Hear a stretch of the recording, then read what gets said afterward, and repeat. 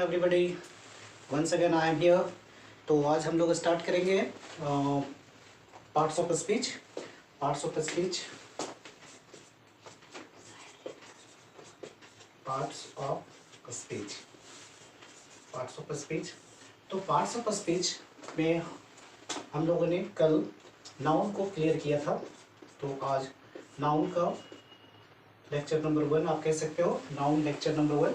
Noun lecture number 1 कहेंगे क्योंकि noun के बारे में हम लोग स्टार्ट किए थे। और in this lesson, in this video we will discuss about noun and its usages. तो नाउन के मैंने बताया कि नाउन जो है वो there are 2 types of nouns, countable nouns and uncountable nouns. Countable nouns जिसको हम लोग काउंट कर सकते हैं, that are known as countable nouns, and uncountable nouns that are not possible to be counted. तो अनकाउंटेबल जिसे काउंट नहीं किया जा सकता है, अनकाउंटेबल जिसे काउंट नहीं किया जा सकता उसे अनकाउंटेबल नाउन कहेंगे। तो उसके कैटेगराइज मैंने किया था, कैटेगराइज किया था। तो नाउन, काउंटेबल नाउन को मैंने बताया था कि उसमें से 2 आएंगे, अनकाउंटेबल में 3 चले जाएंगे। तो उसी में सेक्शन में हम लोगों ने पहले पढ़ा था प्रॉपर नाउन के फर्स्ट काइंड जो थे, तो वो थे प्रॉपर नाउन। जो कि प्रॉपर नाउन में हम लोगों ने पढ़ा था, प्रॉपर नाउन में हम लोगों ने डिस्कस किया था कि ये क्या था, specific name,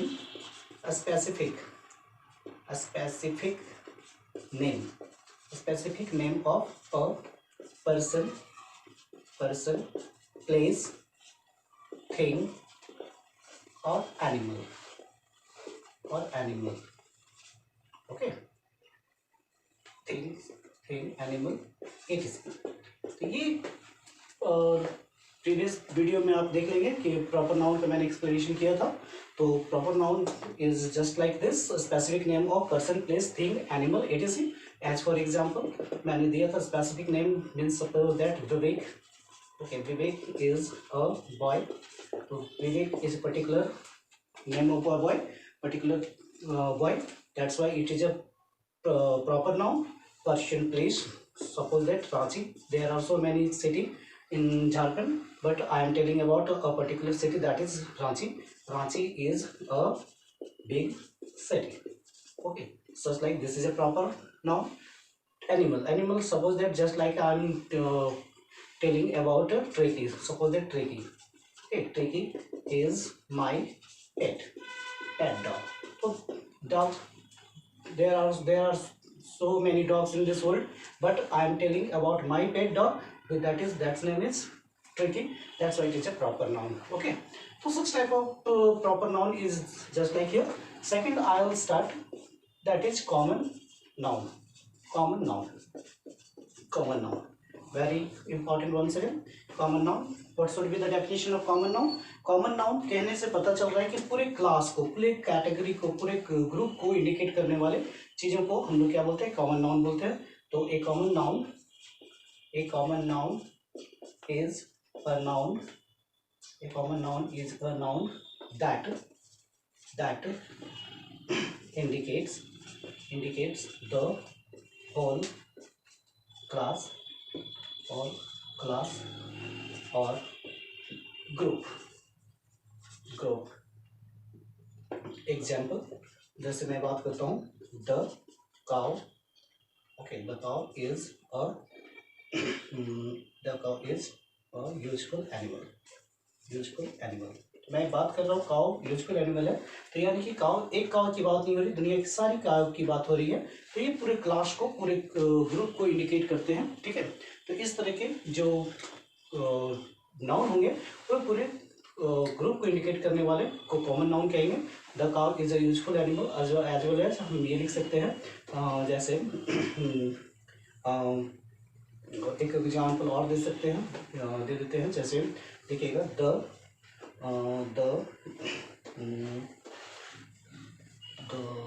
mango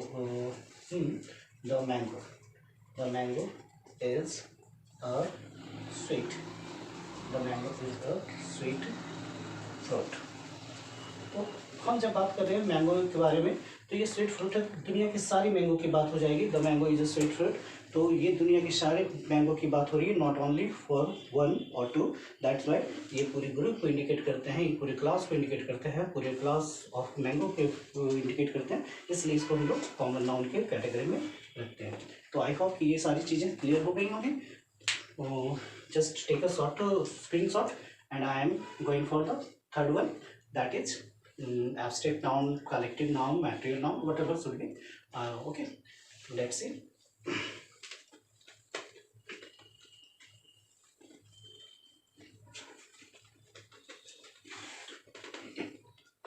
The third one is material noun. The third one is material noun.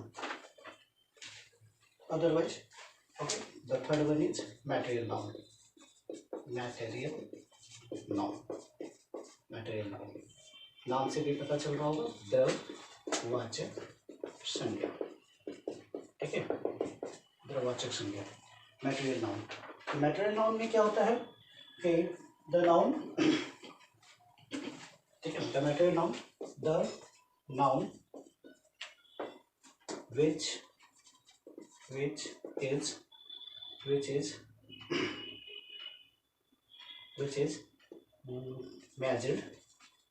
is measured, or weighted, ठीक है, the noun which is measured or weighted is called material noun।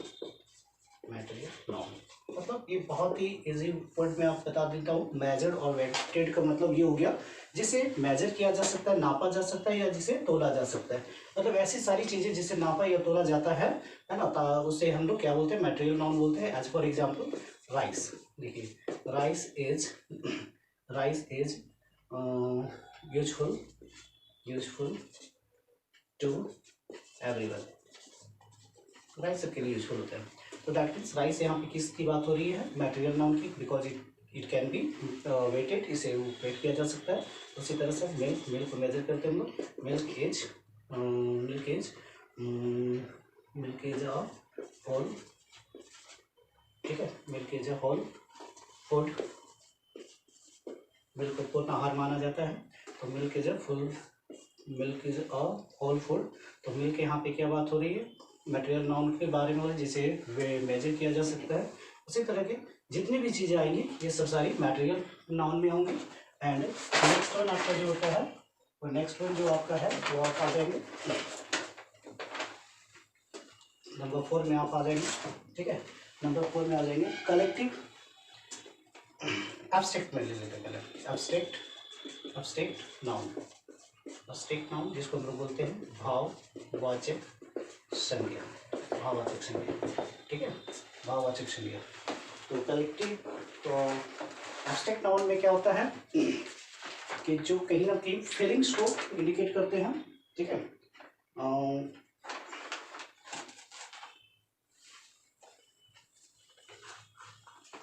Abstract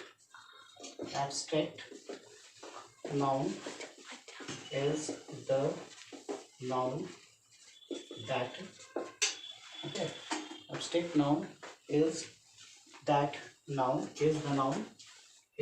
the noun that indicates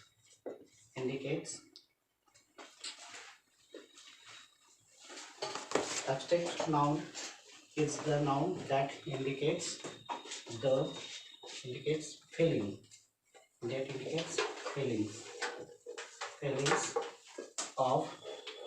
indicates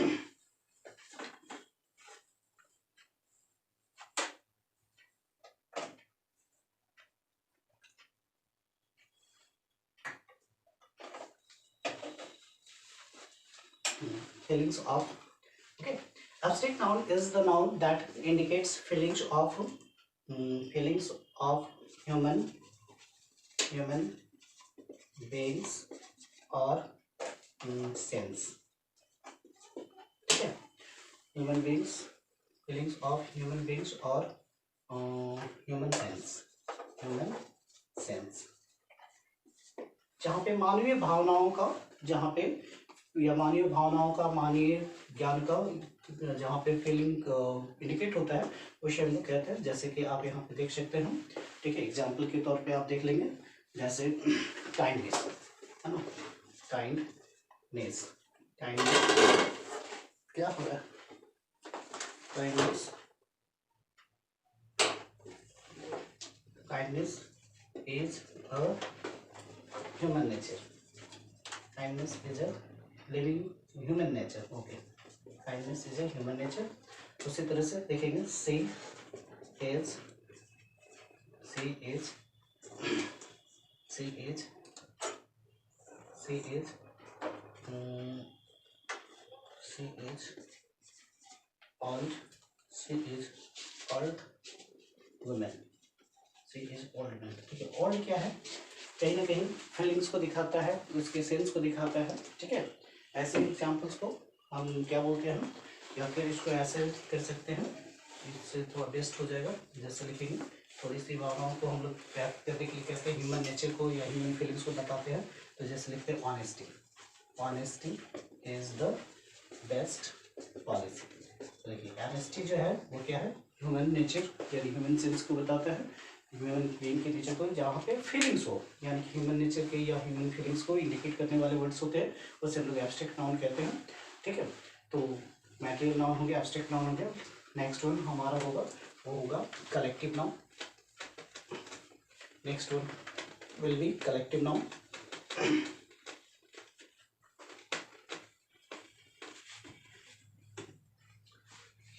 चलिए last one collective noun, collective noun जिसको हम लोग हिंदी में क्या कहते हैं, समूहवाचक, समूहवाचक सभी को, पूरे ग्रुप को इंडिकेट करता है, ठीक है।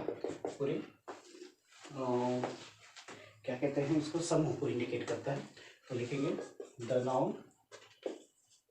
Noun that indicates the whole group और the noun that indicates the whole group or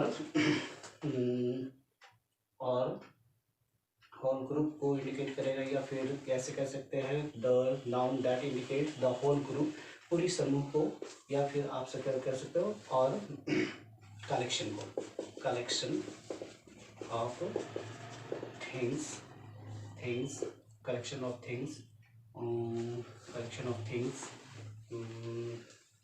collection of things, कुछ भी कह सकते हैं, कुछ भी चीज़ों की, थिंग्स की ही नहीं, कुछ ह्यूमन बींग्स की या किसी का भी कलेक्शन होता है। जैसे क्राउड भी कहते हैं, तो ह्यूमन बींग्स का क्राउड होता है। इस तरह के को हम लोग इसमें कह सकते हैं। जैसे कि यहाँ पे हम बोल सकते हैं bunch of flowers, bunch of flowers, जिसके लिए हम लोग बकेट भी कह सकते हैं,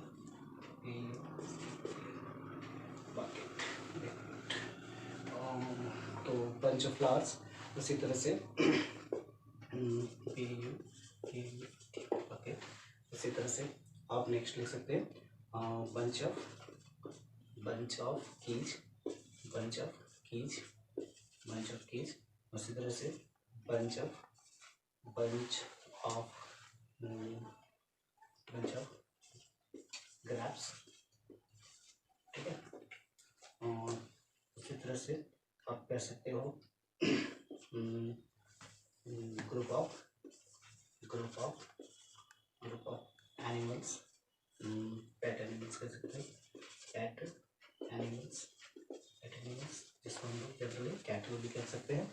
तो इस तरह के जो ग्रुप वाले वर्ड होंगे, जैसे कि हम इसमें बात करते हैं ग्रुप ऑफ पीपल, तो ग्रुप ऑफ पीपल जो होता है वो क्राउड होता है, जनरली क्राउड, ये इंडिकेट करेंगे, इसको इंडिकेट करेंगे, भीड़ को इंडिकेट करने वाला है crowd. And group of animals, जिसको हम लोग हर्ड भी कहते हैं, ठीक है।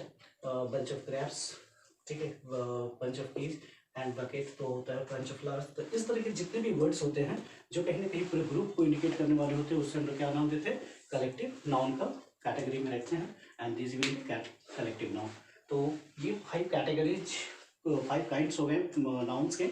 और ये नाउन्स के बाद अब आपको पढ़ना है यूजेज ऑफ नाउन। ठीक है, जो काफी इंपॉर्टेंट हो जाएगा for all the competitive examination. But this definition will be also very useful for a student, because this will be backbone of the uses for noun.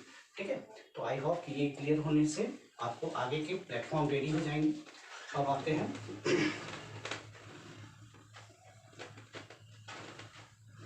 Usages of, अब देखिए parts of speech का मैं जो first topic है हमारा noun, ये noun काफ़ी important topic होगा, क्योंकि इससे आपको स्टार्टिंग एरर्स में नाउन का भी बहुत सारे क्वेश्चंस रहेंगे। तो इसमें आपको सबसे पहले नाउन का यूजेज पढ़ेंगे। यूजेज में देखते हैं usages of noun. Usages of nouns में आप पहले रूल नंबर 1 से स्टार्ट हो जाएगा। रूल नंबर 1 आप इसको पढ़ना स्टार्ट करेंगे नाउन के लिए। ठीक है, तो नाउन के लिए आपके रूल्स जो स्टार्ट होते हैं वो देखते हैं कि एक्चुअली रूल है क्या। तो इस रूल में हम लोग देखेंगे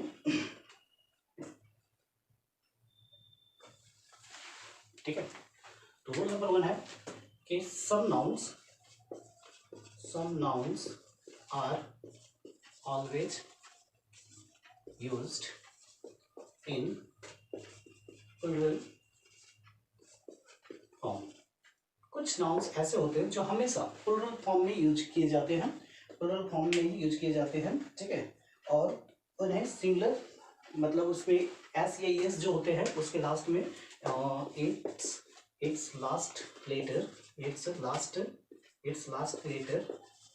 S cannot be removed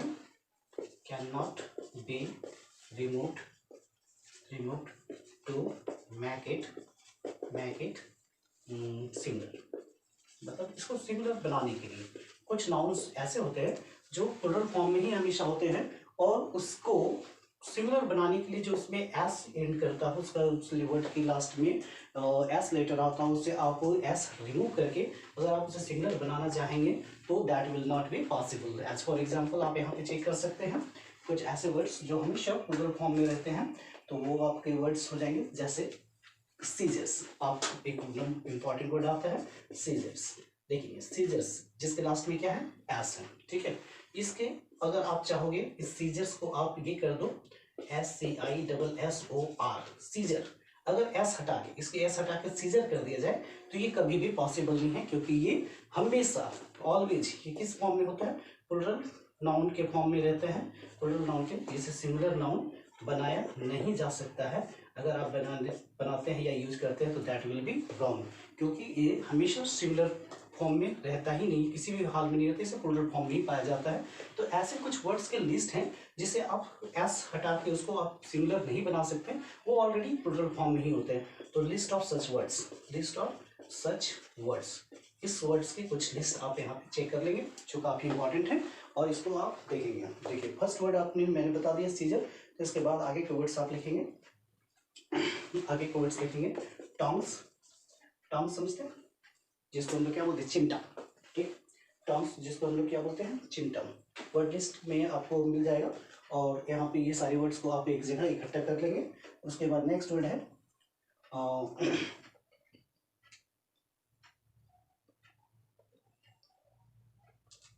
बिलॉज। Next word लिख लेंगे बिलॉज, जिसको फुकनी कहता है, जिसके गांव में जनरली विलेजेस एरिया में देखने को मिलता है कि एक पाइप टाइप की होती है जिसे फूक कर आग को भड़काया जाता है, यंग चिल्ड्रन को आग को और लगाया जाता है, यानी कि ये फूकने का काम आता है, इसलिए उसे फूकनी कहा जाता है। And next word is trousers, जिसको हम लोग पजामा कहते हैं, ट्राउजर्स। ठीक है, उसके बाद स्पेक्टिकल्स, जिसे हम लोग चश्मा कहते हैं, स्पेक्टेकल्स। ठीक है, ये सब सारी चीज़ें ऐसी हैं जो लास्ट में एस होते हैं, और ये हमेशा प्लूरल फॉर्म में ही रहते हैं, कभी भी सिंगुलर फॉर्म में होता नहीं है। ठीक है, स्पेक्टिकल्स। उसी तरह से पैंट्स, एक इस तरह के वर्ड्स देखेंगे पैंट्स। ठीक है, पैंट्स। ये सब सारे वर्ड्स जो है काफ़ी इंपॉर्टेंट हैं, जो हमेशा किस फॉर्म में रहते हैं प्लूरल फॉर्म में रहते हैं।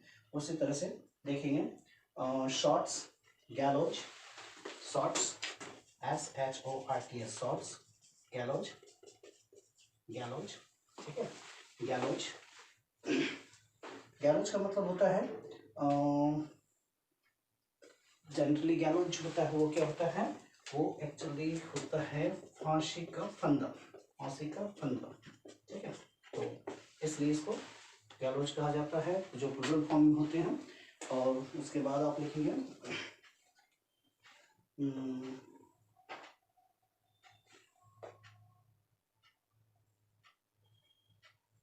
आई ग्लासेस, ठीक है, आई ग्लासेस, ठीक है। बायनोकुलर्स, बायनोकुलर्स ग्लासेस में, आई ग्लासेस में कैसे लगाएंगे, आई ग्लासेस, ठीक है, आई ग्लासेस। उसके बाद लिखेंगे बायनोकुलर्स, ठीक है, बायनोकुलर्स भी होता है जिसको हम लोग दूरबीन कहते हैं, बायनोकुलर्स, बायनोकुलर्स जिसको हम लोग दूरबीन भी कहते हैं, दूरबीन भी कहते हैं। तो इस तरह के कुछ ऐसे वर्ड्स हैं, ठीक है, जो काफ़ी इंपॉर्टेंट वर्ड है, जो हमेशा प्लूरल फॉर्म में होते हैं। और इसको हमेशा ध्यान में रखना होता है क्योंकि ये काफ़ी ज़्यादा सिलेक्टिव एरर्स में आते हैं। और ये हमेशा ऐसे वर्ड्स जो हमेशा प्लूरल फॉर्म में ही रहते हैं, इसका सिंगल फॉर्म पॉसिबल नहीं होता। उससे हम लोग रूल नंबर 1 में रखते हैं नाउन के यूजेज में, this will be the rule number 1, काफ़ी इंपॉर्टेंट रूल हो जाएंगे।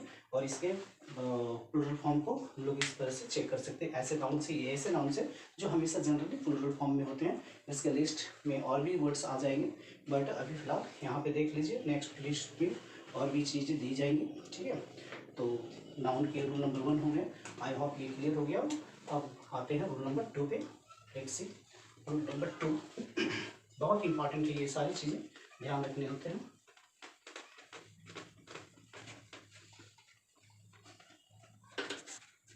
हाँ ओके, उसी तरह से कुछ और भी वर्ड की लिस्ट है, जरा देख लेंगे। उस लिस्ट में एसेट्स, एसेट्स को भी जोड़ देंगे, एसेट्स जिसको हम लोग संपत्ति, धन दौलत यानी संपत्ति जिसको कहते हैं, एसेट्स लिख लेंगे। उसी तरह से एक वर्ड आते हैं आर्म्स, आर्म्स, आर्म्स, ठीक है, दान भिक्षा जिसको कहते हैं, ठीक है। उसी तरह से वेजेज, वेजेज, वेजेज, वेजेज के यूजेज है, इसके बाद बताएंगे। वेजेज 2 टाइप में आते हैं, है इसको बताएंगे अभी वेजेज। उसी तरह से आप लिख लेंगे आउटस्कर्ट्स, लॉगिंग्स, आउटस्कर्ट्स, आउटस्कर्ट्स, लॉगिंग्स, लॉगिंग्स, ये सारे प्लूरल फॉर्म के हैं। और इस तरह के प्लूरल फॉर्म वाले वर्ड जो है वो हमेशा प्लूरल फॉर्म के रूप में ही रहेंगे, सिंगुलर इसको बनाए नहीं जा सकते। इस तरह से एग्जाम्पल्स आप देखेंगे, एग्जाम्पल नंबर 1 देख लेंगे इसका। एग्जाम्पल नंबर 1 में आप देखेंगे क्या है, where are my pants, where are my pants. देखिए पैंट्स जो होता है वो सिंगुलर फॉर्म में नहीं होता है, वो हमेशा प्लूरल फॉर्म में होता है। और प्लूरल फॉर्म में होने की वजह से यहाँ पे क्या लग रहा है, आर लग रहा है। इसलिए ध्यान रखेंगे कि पैंट्स जो होता है वो ऐसे नाउन है जो किसी भी हाल में सिंगुलर नहीं हो सकता, वो प्लूरल फॉर्म में होता है। उसी तरह से नंबर 2, एग्जाम्पल नंबर 2 में आप देखेंगे, एग्जाम्पल नंबर 2 में देखेंगे all his assets, all his assets were seized, ठीक है, all his assets were seized। assets देखिए प्रॉपर नाउन, प्लूरल नाउन है, इसलिए यहाँ पे प्लूरल वर्ब का यूज हो गया है। उसी तरह से 3rd नंबर एग्जाम्पल में भी एक और एग्जाम्पल देख सकते हैं। एग्जाम्पल है यहाँ पे द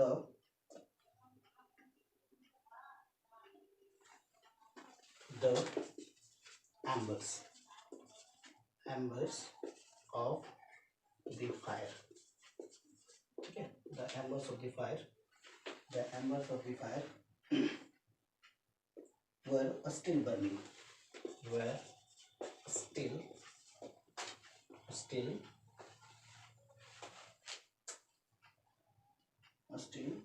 burning।